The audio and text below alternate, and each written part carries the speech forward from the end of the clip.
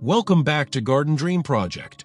Today we're walking through the ultimate cottage garden tour, and I promise this isn't one of those sprawling estates you'll never be able to copy.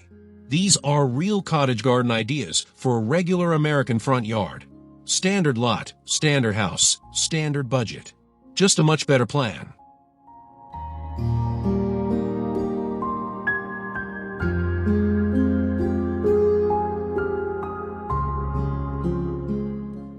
Look at that foundation planting along the front of the house.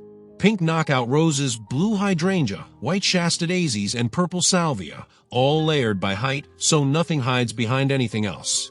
That's silver lamb's ear along the edge. That's the trick that makes the whole bed look finished instead of messy.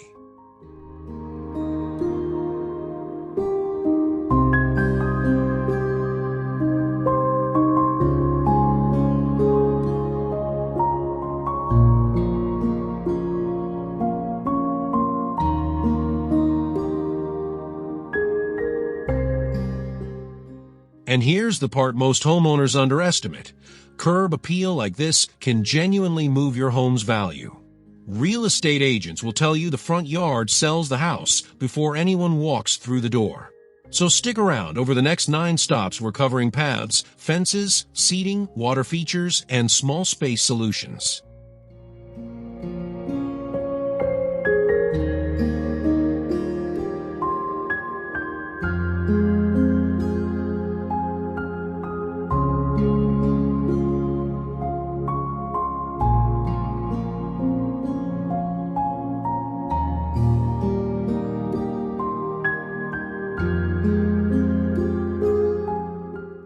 So what actually makes an English cottage garden look English? It's not the plants. You can buy every one of these at your local garden center. It's the structure. English cottage garden design is basically controlled chaos, and today I'll show you exactly where the control lives.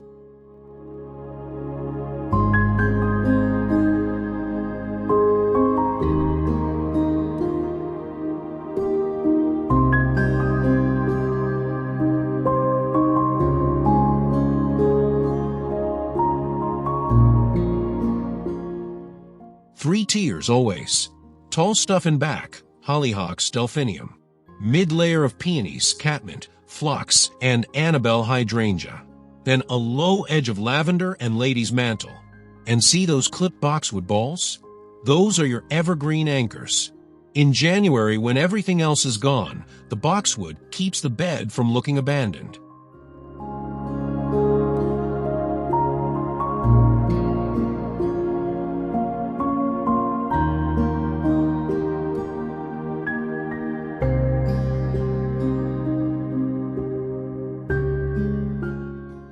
The other secret is repetition. Pick 3 or 4 perennials and repeat them down the whole border instead of buying one of everything. It reads as intentional, it's cheaper, and it's honestly lower maintenance. Check your USDA hardiness zone before you shop. Most of these are happy from zone 4 through 8.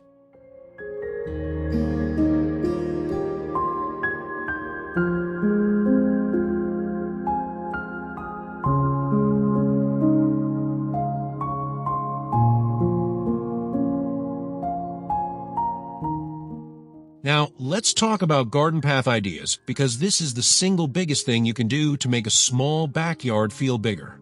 Notice this path curves. You can't see where it ends. That one decision turns a 25-foot yard into something that feels like it keeps going.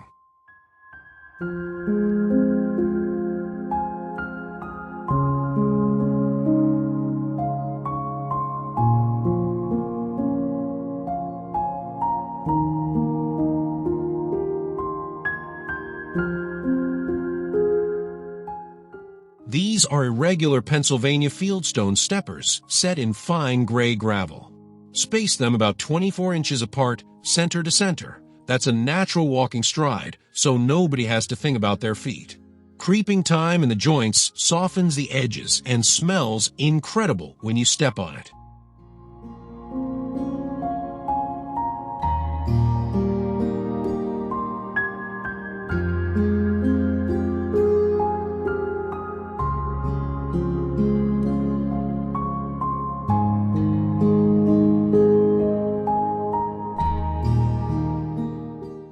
A few practical notes. Solar path lights on stakes cost almost nothing and completely change the yard after sunset. Keep a clean edge between the gravel and the lawn. A simple spade edge is free and looks sharper than plastic edging. And if you're on a slope, add a landscape fabric base so the gravel stays put.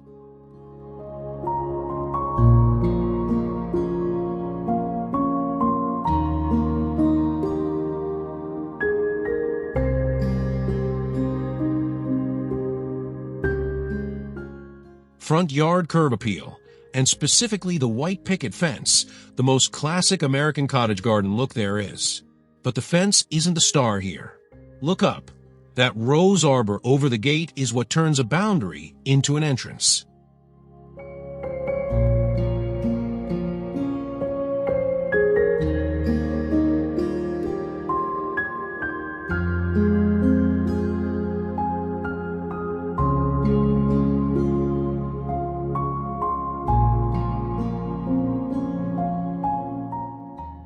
That's a new dawn-climbing rose, soft pink, repeat blooming, disease-resistant, and it handles a cold winter without complaining. Under it, blue hydrangea, white cosmos, orange zinnias, and black-eyed Susan. The zinnias and cosmos are annuals, so that's your cheap instant color, while the perennials fill in over 2 or 3 seasons.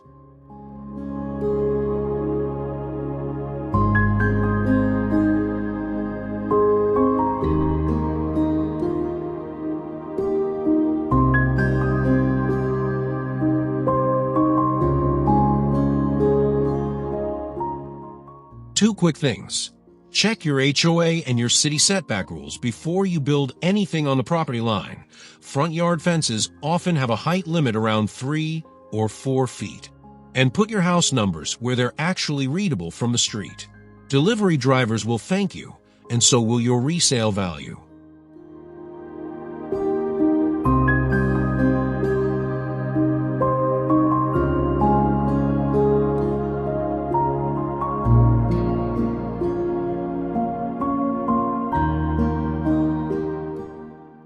This is my favorite stop on the tour, vertical garden ideas for that useless side yard nobody knows what to do with. For feet wide, runs from the driveway to the backyard, and in most American homes it's just mulch and an AC unit. Watch what happens when you grow up instead of out.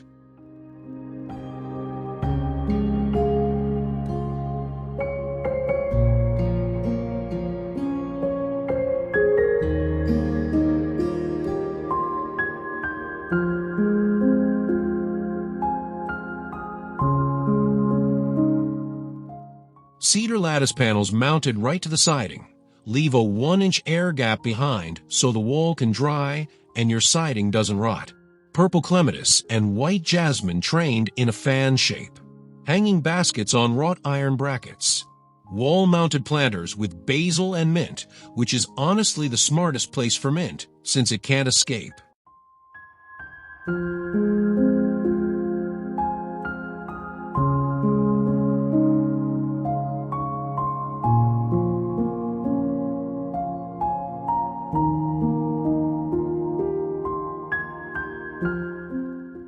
And see the lattice screen hiding the AC condenser?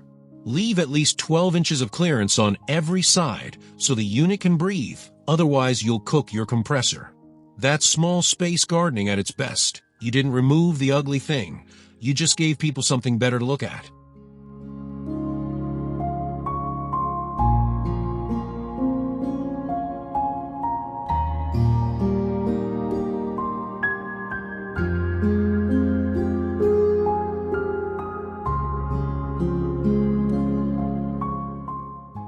Here's the thing about backyard seating ideas. Most people put a patio set in the middle of a lawn and then wonder why nobody uses it.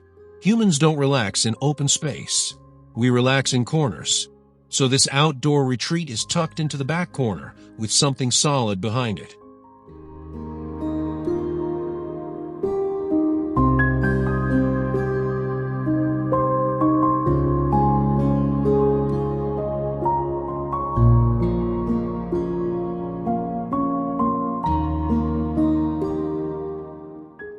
Cedar privacy fence, plus a row of arborvitae to soften it and block the neighbor's second-story window. Weathered teak bench with cream linen cushions. A jute rug over a circle of clay brick paving. That rug is what tells your brain this is a room, not just a spot on the grass.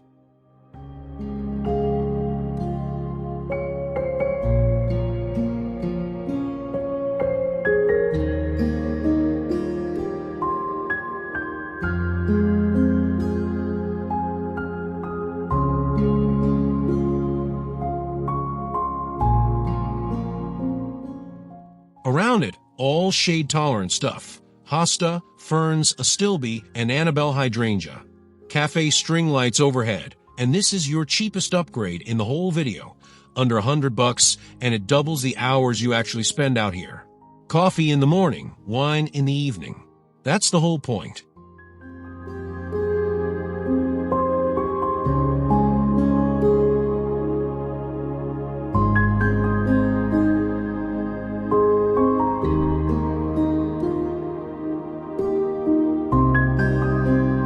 Backyard water feature ideas, and before you scroll away, no, you do not need a pond. Everything you're looking at is self-contained.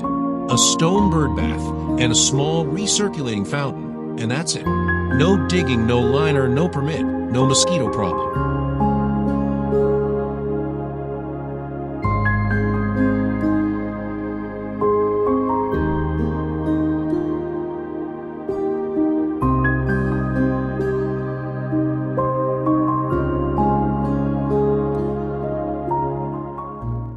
The bubbling slate fountain runs on a hidden pump in a buried basin. Moving water is the key. It keeps mosquitoes from laying eggs, and the sound covers up traffic and neighbors better than any fence will. Around it, moisture lovers, hosta, Japanese forest grass, blue Siberian iris, and astilbe.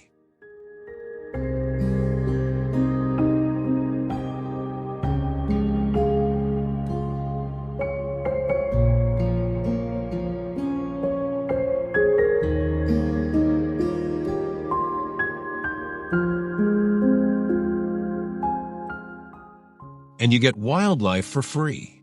Cardinals in the bird bath, monarchs on the coneflowers. If you want to lean into a pollinator garden, add native coneflower, bee balm, and milkweed. They're drought tolerant, they feed the butterflies, and they'll outlive half the stuff at the big box store. Scrub the bird bath weekly.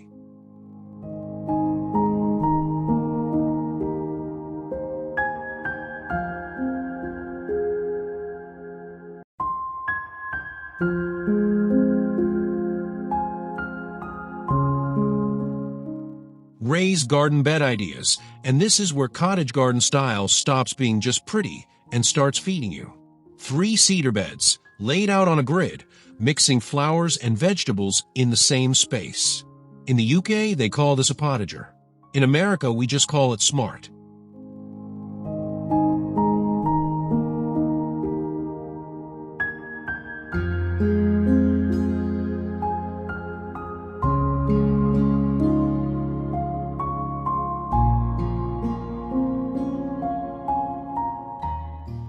Cedar or redwood, skip pressure-treated lumber for anything you're eating out of.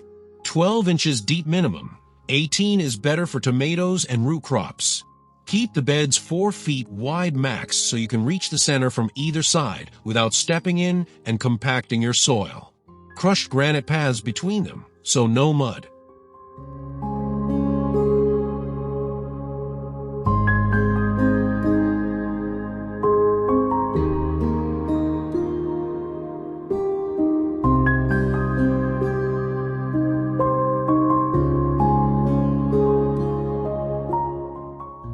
Inside, dahlias, snapdragons, and marigolds mixed right in with basil, kale, and cherry tomatoes.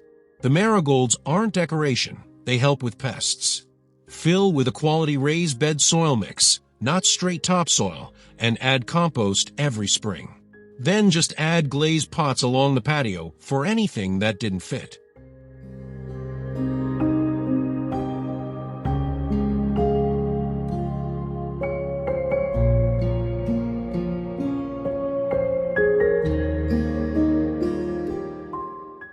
Cut flower garden. This is the chapter that separates a nice yard from a great one.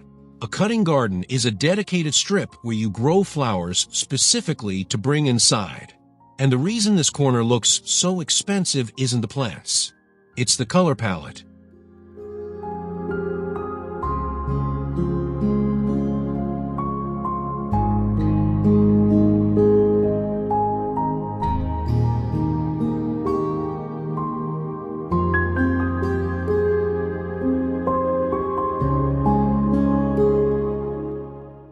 Coral, blush pink, deep burgundy, and cream, with silver artemisia tying it together. 4 colors. That's the whole rule. Most home gardens look busy because they're running 15 colors at once. Pick a palette, repeat it, and add 1 silver or gray foliage plant as the peacemaker between everything.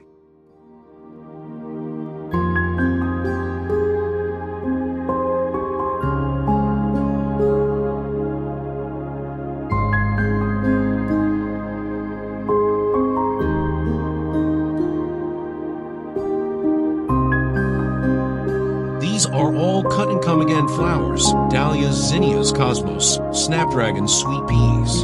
The more you cut, the more they bloom. Cut in the cool morning, strip the lower leaves, and get them straight into water. Put this bed along a fence line where it's productive but not front and center, because a cutting garden is supposed to look half-harvested.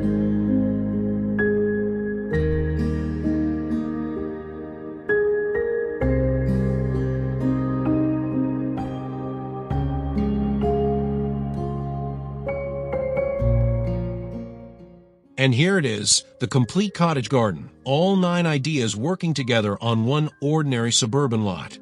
Front yard curb appeal, a curved path, a private seating retreat, a water feature, raised beds, and a cutting garden. Same house we started with.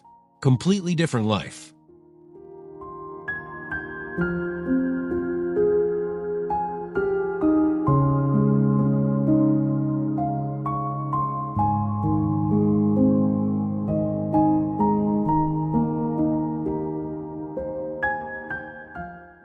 If you're starting from scratch, don't try to do all of it in one season. Do the path first, because it decides where everything else goes. Then the beds and the structure, fences, arbors, boxwood. Plant your perennials in fall when they're cheap and the soil is still warm. Furniture and lighting last.